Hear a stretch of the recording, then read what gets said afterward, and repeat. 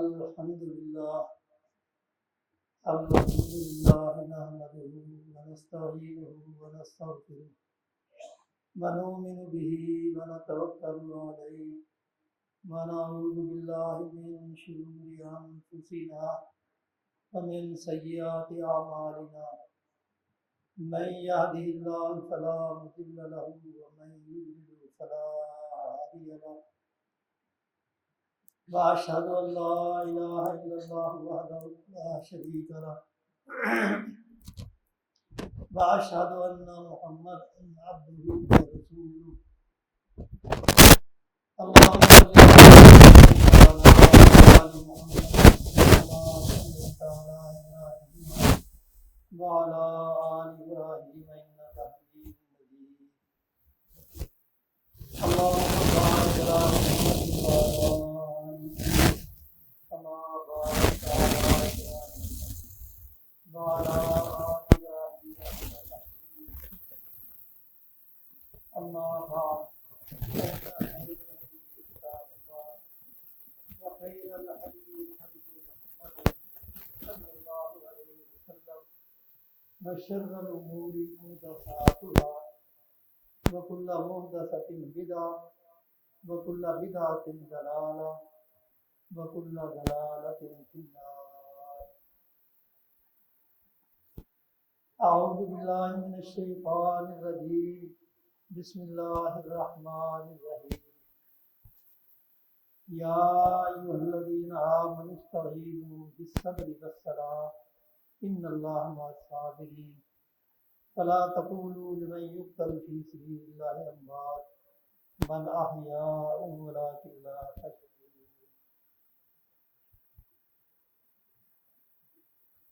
ہر قسم کی تعریفیں بڑھانے کے لیے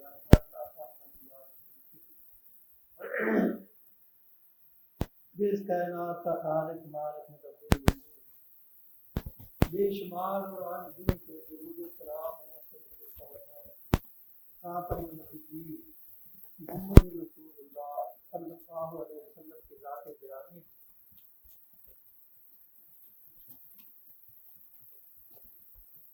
آج محرم الحرام کی 3 تاریخ ہے اور یہ محرم کا مہینہ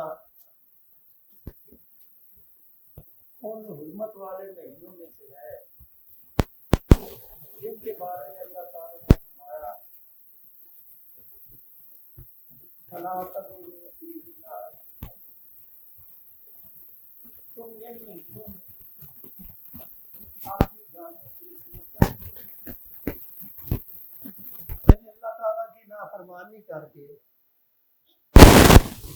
تم اپنی جانوں پہ ظلم نہ کرو اور ان مہینوں کا احترام کرو. اور ویسے بھی یہ مہینہ اسلامی سال کا پہلا مہینہ ہے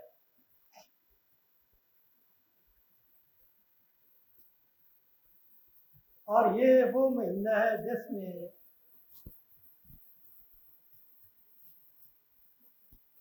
بڑی المناک شہادتیں ہوئی اور ان شہادتوں کی آڑ میں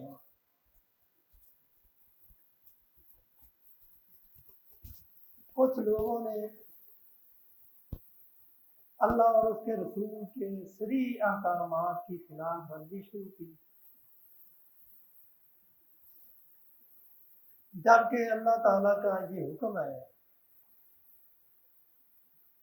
کہ ہر مسلمان کو، ہر کلمہ گو کو اللہ تعالیٰ کے احکامات پہ عمل کرنا چاہیے تاکہ اللہ کی نافرمانی سے بچ سکے، کیونکہ اللہ کی نافرمانی یہ گناہ ان کے بارے میں رسول اللہ صلی اللہ علیہ وسلم نے فرمایا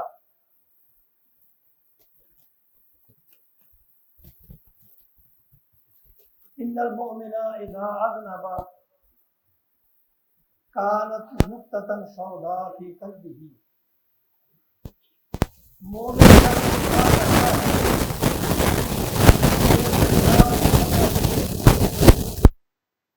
دل پر سیاہ نقطہ لگ جاتا ہے، اور اگر وہ توبہ کر لے ونازع واستغفر، اس گناہ سے رک جائے، استغفار کرے، اللہ سے معافی مانگے، سوکلا قلبہ، تو اللہ تعالیٰ فرماتے ہیں کہ وہ جو سیاہ نقطہ ہے اللہ تعالیٰ اس کو ختم کر دیتے ہیں، پھر اس کا دل ایمان کی روشنی سے چمکنے لگتا ہے۔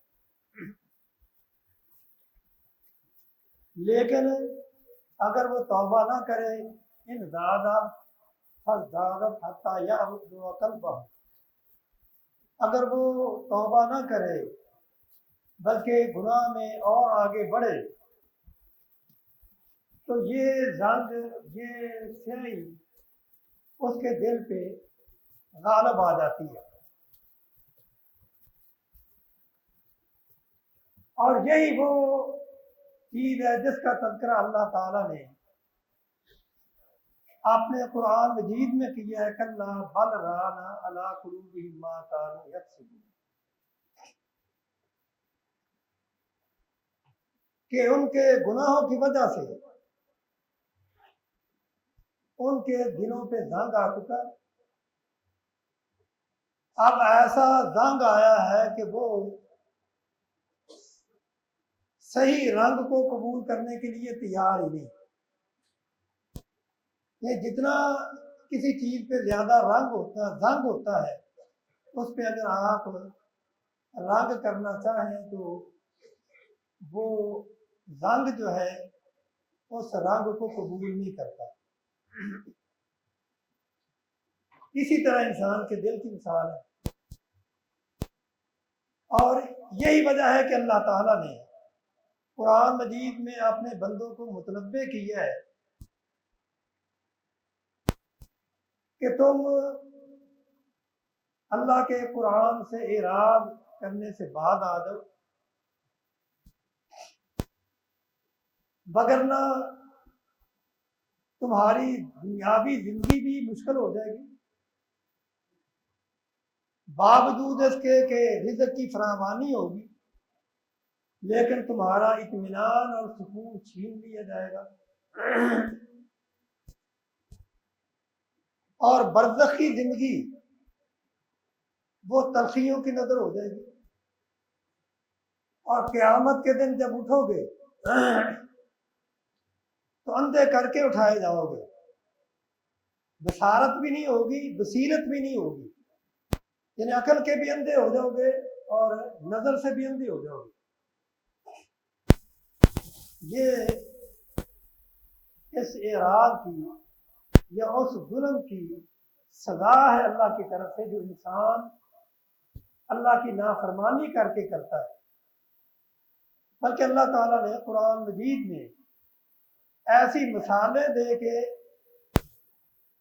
بیان کیا ہے کہ اللہ تعالیٰ گناہوں کی وجہ سے، نافرمانیوں کی وجہ سے اپنی دی ہوئی نعمتیں وہ بھی چھین لیتے ہیں۔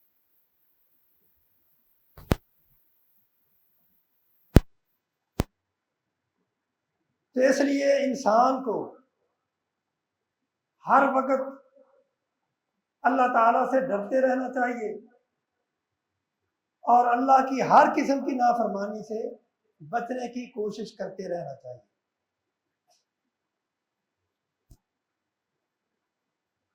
اور محرم کا مہینہ، اس میں شہادتیں تو ویسے ہی اسلام میں بہت زیادہ ہے، یعنی جب سے رسول اللہ صلی اللہ علیہ وسلم نے نبوت کا اعلان کیا، آپ اگر اسلام کی تاریخ دیکھیں تو اسی وقت سے اہل ایمان کو آزمائشوں سے گزرنا پڑا، حتیٰ کہ آل یاسر ان کے اوپر کتنی مصیبتیں آئیں۔ حضرت سمیہ کو ان کی دونوں ٹانگوں کو دونوں اونٹوں کے ساتھ باندھ کے ان کو مخالف سمت میں چلایا گیا، اور ان کے جسم کے 2 ٹکڑے کر دیے گئے، کتنی بڑی اذیت ناک یہ شہادت تھی کہ ان کی تکلیف کو دیکھ کے رسول اللہ صلی اللہ علیہ وسلم بڑے افسردہ دل سے ان کو مخاطب کر کے فرمایا کرتے تھے، اصبروا آل یاسر ان موعدکم الجنہ، اے آل یاسر ان تکلیفوں پہ صبر کرنا، استقامت اختیار کرنا، اور اس کا صلہ تمہیں جنت کی صورت میں ملے گا۔ یعنی ایک شہادت نہیں، ایک قربانیوں کی داستان ہے، اور ان قربانیوں میں سے، ان شہادتوں میں سے ایک شہادت حضرت حسین رضی اللہ تعالیٰ نے کی، بڑی المناک شہادت۔ اور پھر اس آڑ میں جو کچھ کیا جاتا ہے وہ بھی آپ کے سامنے ہے کہ محرم کے مہینہ میں کس طرح اللہ اور اللہ کے رسول کے احکامات کی دھجیاں اٹھائی جاتی ہے۔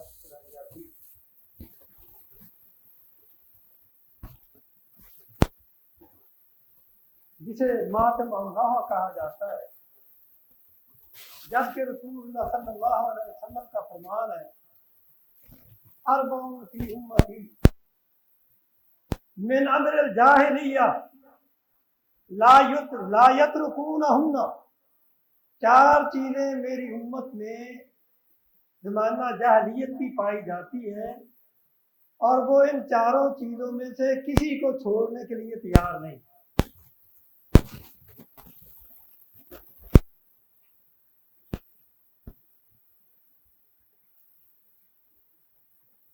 ایک کہ آپ نے قومیت پہ فخر کرنا، دوسری بات ہے دوسروں کے حسب نسب سے کام کرنا، ان کو گھٹیا دکھانا، اور ستاروں کے ذریعے بارش طلب کرنا، اپنی قسمت معلوم کرنا، اور اپنی قسمت کے لیے، کاروبار کے لیے، رشتوں کے لیے ستاروں کو ملاتے پھرنا۔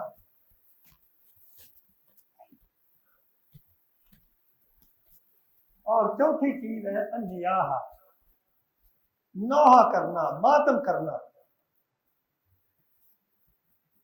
یعنی آپ رونے میں، غم میں اور نوحے میں، ماتم میں فرق کو سمجھے۔ شدت غم کی وجہ سے رونا، آنکھوں سے آنسو آ جانا، یہ کوئی منع نہیں، بلکہ رسول اللہ صلی اللہ علیہ وسلم نے فرمایا یہ جو اللہ تعالیٰ نے انسان کے دل میں شفقت رکھی ہے، محبت رکھی ہے، یہ اس کا نتیجہ ہے۔ جب کسی سے محبت ہوتی ہے، شفقت ہوتی ہے، جب اس کو انسان تکلیف میں دیکھتا ہے تو اس کی تکلیف کو دیکھتے ہوئے آنکھوں سے آنسو آ جانا، یہ شرعی طور پہ کوئی جرم نہیں، کوئی عیب نہیں،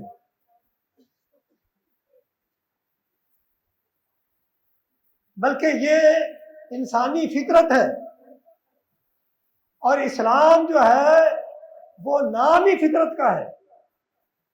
اسلام نے کبھی ایسے عمل پہ پابندی نہیں لگائی جس کا تعلق فطرت کے ساتھ۔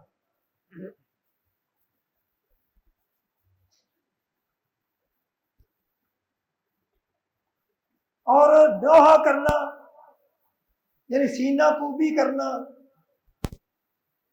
رخساروں پہ تھپڑ مارنا، رخساروں کو پیٹنا، اور کپڑے پھاڑنا، بالوں کو نوچنا، اس کے بارے میں رسول اللہ صلی اللہ علیہ وسلم نے فرمایا النائحۃ اذا لم تتب قبل موتها تقام یوم القیامت علیہا سربال من قطران ودرع من جرب۔ رسول اللہ صلی اللہ علیہ وسلم نے فرمایا کہ اگر نوحہ کرنے والی عورت ہو یا مرد ہو، اگر انہوں نے مرنے سے پہلے پہلے توبہ نہ کی، بغیر توبہ کے وہ مر گئے، تو قیامت کے دن ان کو اس حال میں اٹھایا جائے گا کہ ان کے جسم پہ تارکول کا لباس ہوگا، اور ایسا لباس ہوگا جس میں خارش ہوگی، یعنی یہ ان کو عذاب دیا جائے گا۔ اور رسول اللہ صلی اللہ علیہ وسلم نے فرمایا کہ لیس منا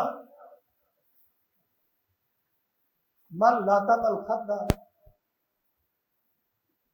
وشق الجیوب ودعا بدعوى الجاہلیہ، یعنی اس آدمی کا ہمارے ساتھ کوئی تعلق نہیں جس نے اپنے رخساروں کو پیٹا،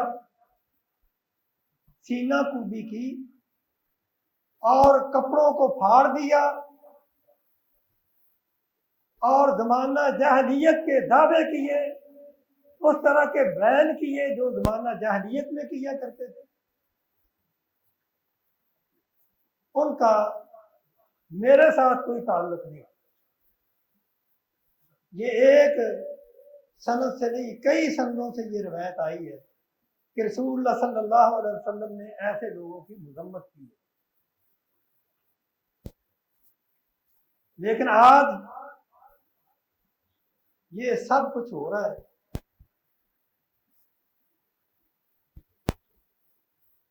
اور کن کے نام پہ ہو رہا ہے؟ ان ہستیوں کے نام پہ ہو رہا ہے کہ جن کا اوڑھنا بچھونا وہ اللہ کے رسول کے احکامات پہ عمل کرنا تھا،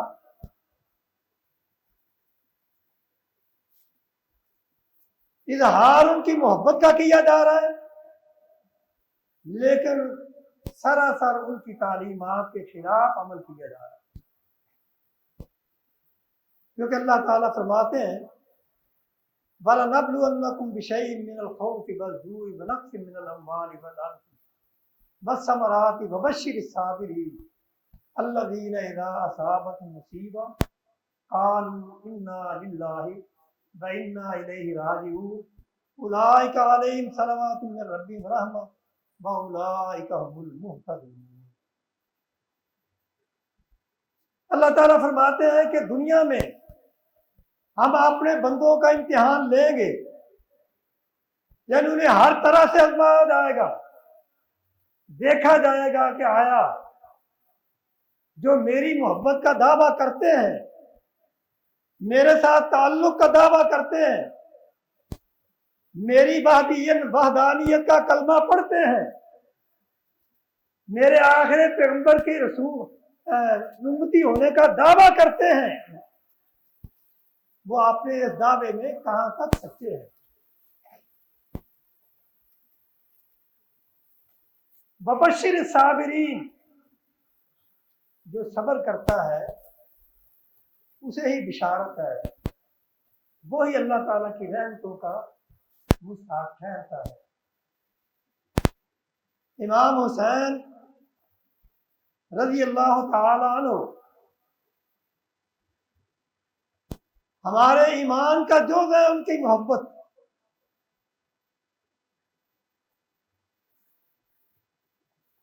کیوں جز ہے؟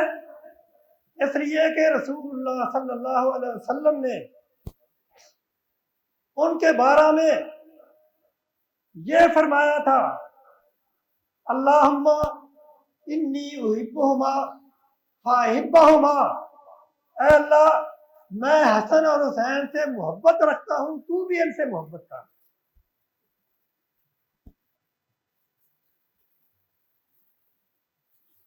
اور حضرت ابو ہریرہ رضی اللہ تعالیٰ فرماتے ہیں کہ ایک موقع پہ رسول اللہ صلی اللہ علیہ وسلم نے اپنے ان دونوں نواسوں کو اپنے کندھوں پہ اٹھایا ہوا ہے، آپ ان سے محبت کا اظہار کر رہے ہیں۔ کوئی آدمی دیکھ کے کہنے لگا کہ اے اللہ کے رسول آپ ان سے محبت کرتے ہیں، تو اس وقت رسول اللہ صلی اللہ علیہ وسلم نے فرمایا من احبہما فقد احبانی ومن ابغضہما فقد ابغضنی۔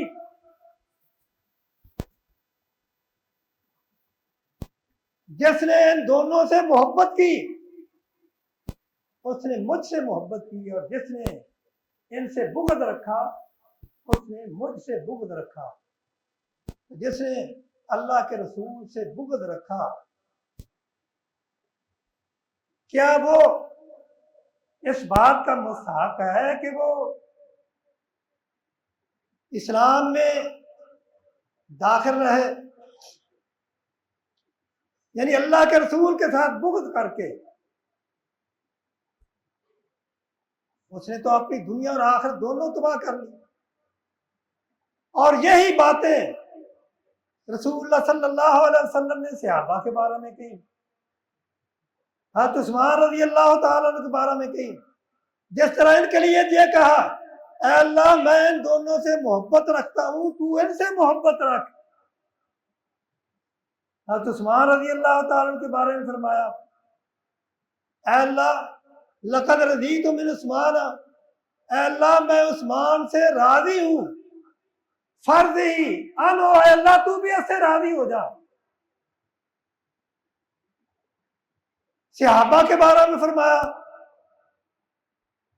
من احبہم فبحبی احبہم، جو میرے صحابہ سے محبت رکھتا ہے وہ میری محبت کی وجہ سے ان سے محبت رکھتا ہے۔ یعنی ہم حضرت حسن اور حسین کے ساتھ محبت کیوں نہ رکھیں؟ وہ تو ہماری آنکھوں کی ٹھنڈک ہے، ہماری آنکھوں کے تارے ہیں، ہمارے پیغمبر صلی اللہ علیہ وسلم کے نواسے ہیں، اور ان کی اس بیٹی کے لختے جگر ہیں جن کے بارے میں وہ فرمایا کرتے تھے فاطمہ میرے جسم کا ٹکڑا ہے۔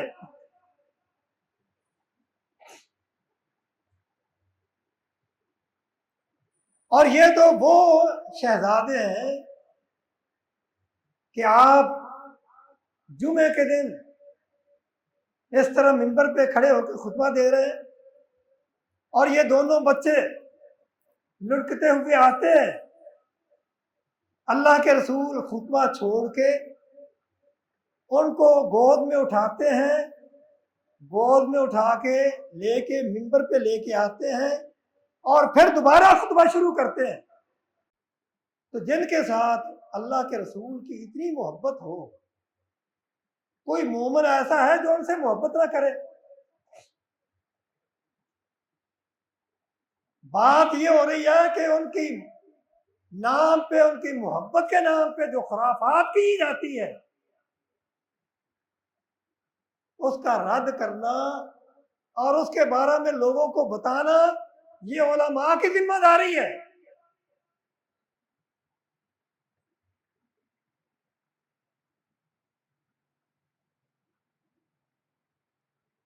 رسول اللہ صلی اللہ علیہ وسلم ان کے بارے میں کتنے اچھے جذبات رکھتے تھے۔ حضرت عبداللہ بن عمر سے کسی عراقی نے مسئلہ پوچھا کہ اگر حرم کی احرام کی حالت میں کوئی مکھی مار دیتا ہے تو اس کا کفارہ کیا ہے؟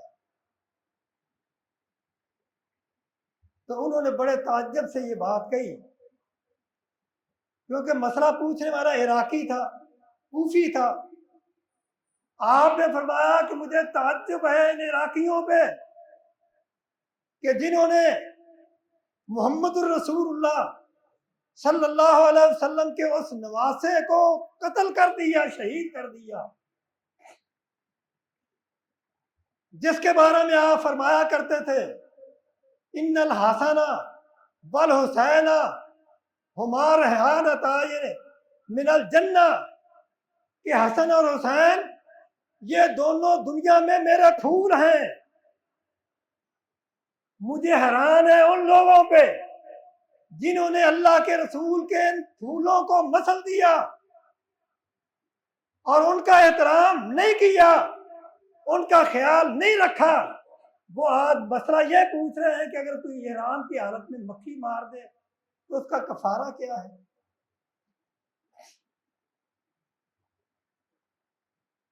اور یہ وہ ہستی ہیں جن کے بارے میں حضرت حذیفہ رضی اللہ تعالیٰ عنہ فرماتے ہیں کہ ایک دفعہ میں رسول اللہ صلی اللہ علیہ وسلم کی مجلس میں بیٹھا ہوا تھا. آپ اچانک آسمان کی طرف نظر اٹھا کے یہ بات فرماتے ہیں ان ھذا ملک لم ينزل الارض قط قبل هذه الليلہ.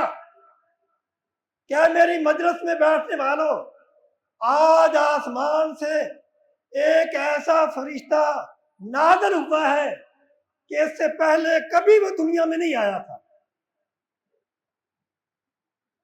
تو وہ کیوں آیا ہے؟ استاذن ربہ لیسلم علی ویبشرنی، اور اس نے اپنے رب سے دنیا میں آنے کی اجازت مانگی. یا ایسے کہہ لو کہ اسپیشل طور پہ اللہ تعالیٰ نے اس فرشتے کو دنیا میں بھیجا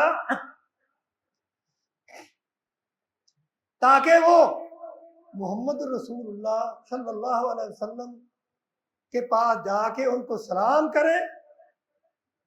وَيُبَشِّرَنِي، اور آپ نے فرمایا وہ اس لیے آیا ہے تاکہ وہ مجھے بشارت دے دے ان فاطمہ سیدۃ نساء اہل الجنہ،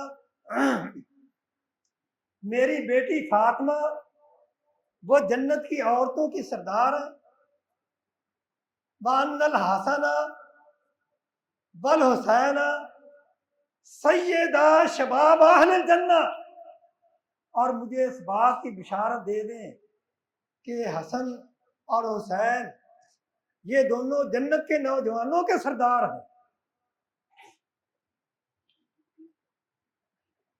یعنی جن کو رسول اللہ صلی اللہ علیہ وسلم جن کے بارے میں فرمایا ہے اللہ میں ان سے محبت رکھتا ہوں، تو ان سے محبت رکھ، جو ان سے محبت رکھے وہ مجھ سے محبت رکھتا ہے، اور یہ میرے دونوں پھول ہیں اور یہ جنت کے نوجوانوں کے سردار ہیں. کیا کوئی مسلمان ان کے خلاف اپنے دل میں بغض رکھ سکتا ہے؟ اور جس طرح یہ محبوب ہیں اسی طرح تمام اہل بیت اور تمام صحابہ، لیکن ان کی محبت کی آڑ میں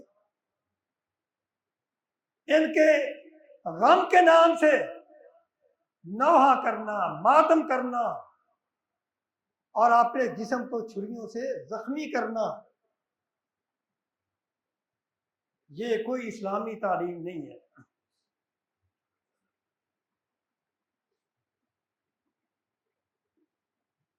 بلکہ جس طرح دوسرے شہداء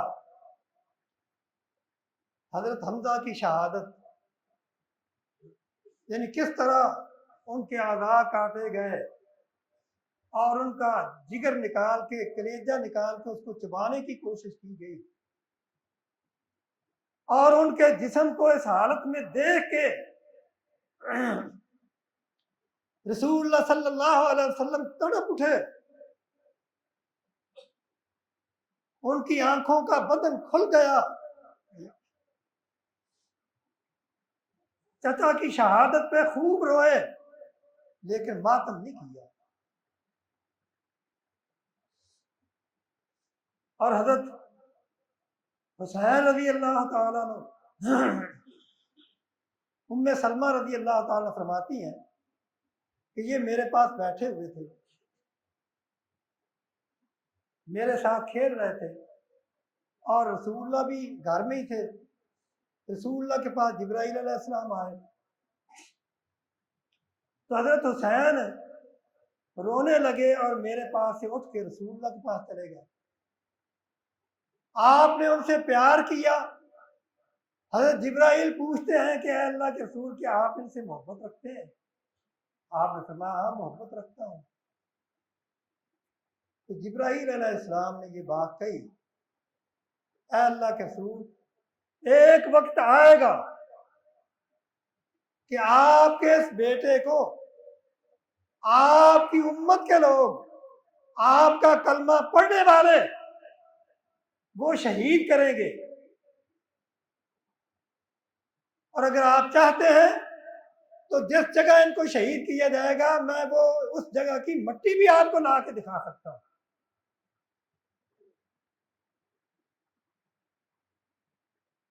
جس طرح آپ نے حضرت عثمان رضی اللہ تعالیٰ عنہ کی شہادت کی خبر دی، حضرت عمر فاروق رضی اللہ تعالیٰ عنہ کے شہید ہونے کی خبر دی،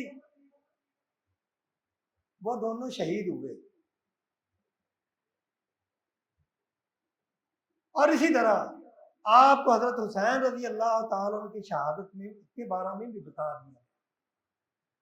لیکن جب موازنہ کرتے ہیں حضرت حسین رضی اللہ تعالیٰ عنہ کی شہادت اور حضرت عثمان رضی اللہ تعالیٰ عنہ کی شہادت، ان دونوں کو کلمہ پڑھنے والوں نے شہید کیا ہے. لیکن دونوں کی شہادت المناک ہے. ایک حضرت عثمان رضی اللہ تعالیٰ عنہ ایسے شہید ہیں جنہوں نے اپنے دفاع کے لیے بھی تلوار نہیں اٹھائی.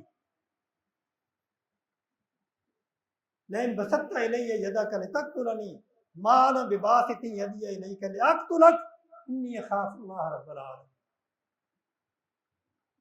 لیکن حضرت حسین رضی اللہ تعالیٰ عنہ میدان میں آئے، دشمنوں کو قتل بھی کیا، جہنم رسید بھی کیا، خود بھی شہید ہوئے.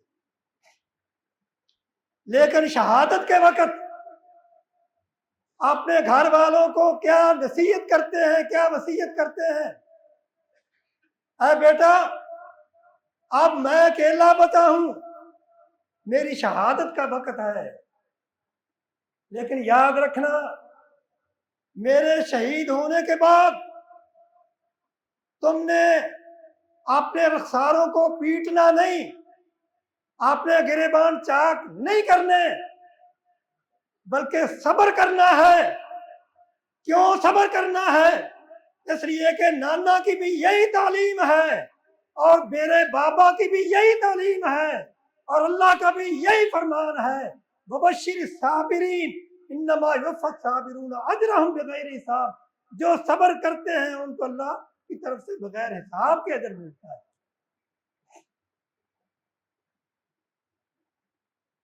اور یہ ماتم کرنا یہ حضرت حسین کا رضی اللہ تعالیٰ عنہ کا اجنڈا نہیں، نہ ان کی تعلیم ہے.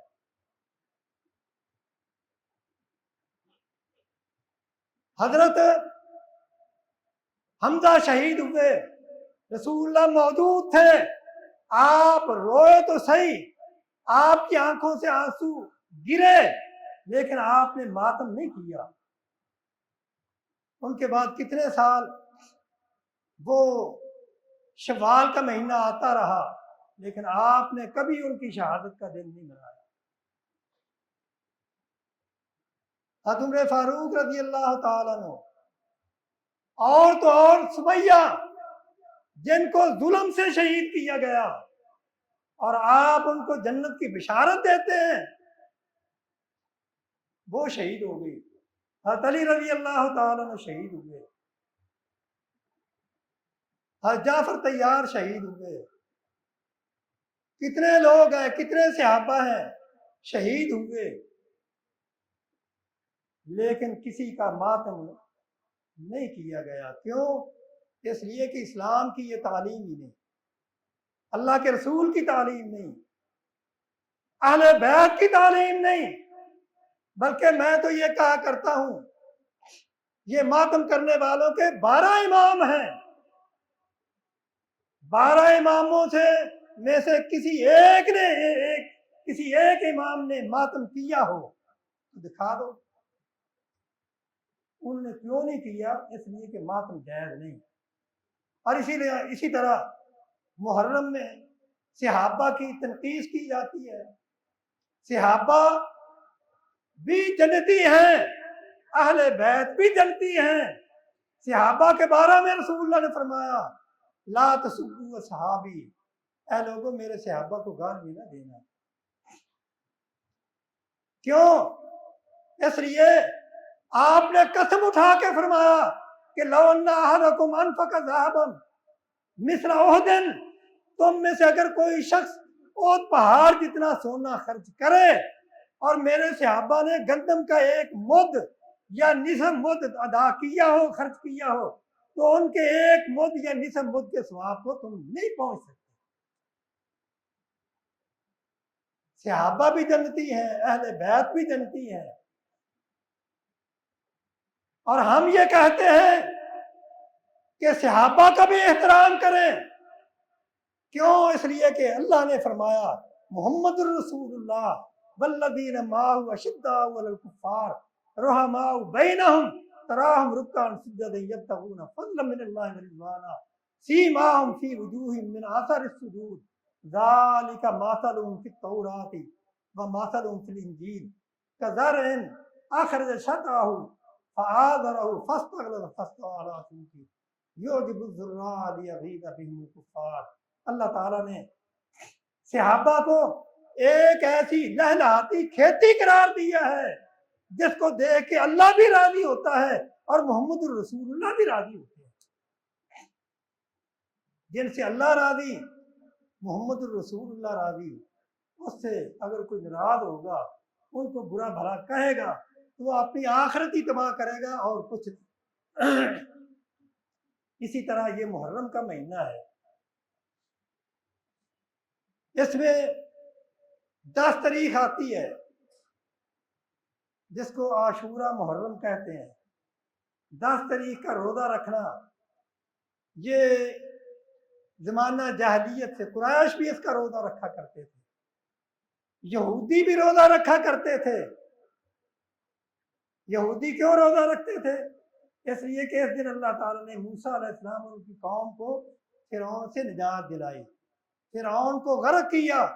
موسیٰ علیہ السلام نے شکرانے کا روزہ رکھا، لہذا یہودی بھی شکرانے کا روزہ رکھتے تھے. رسول اللہ صلی اللہ علیہ وسلم بھی روزہ رکھتے تھے. آپ نے فرمایا کہ ہمارا موسیٰ کے ساتھ تم سے زیادہ تعلق ہے.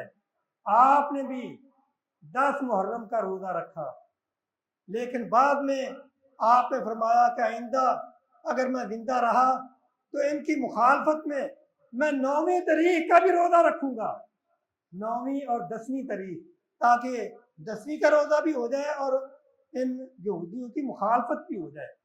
یہ کام ہے کرنے کے جو ہم کرتے نہیں، بلکہ 10 محرم کو روزہ رکھنے کے بجائے آپ دیکھیں وہ دودھ کی سبیلیں لگی ہوئی ہیں. کیا نان کے اوپر کیا رکھ کے دے؟ حلیم. نان اور حلیم چلتے ہیں.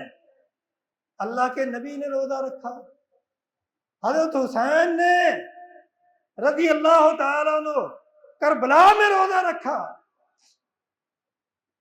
انہوں نے تو روزے کی حالت میں اپنی جان دی، اور تم ایک دن خوشی مناتے ہو. قیامت کے دن کیا جواب دو گے؟ اللہ تعالیٰ سمجھنے کی توفیق عطا فرمائے. وآخر دعوانا الحمدللہ.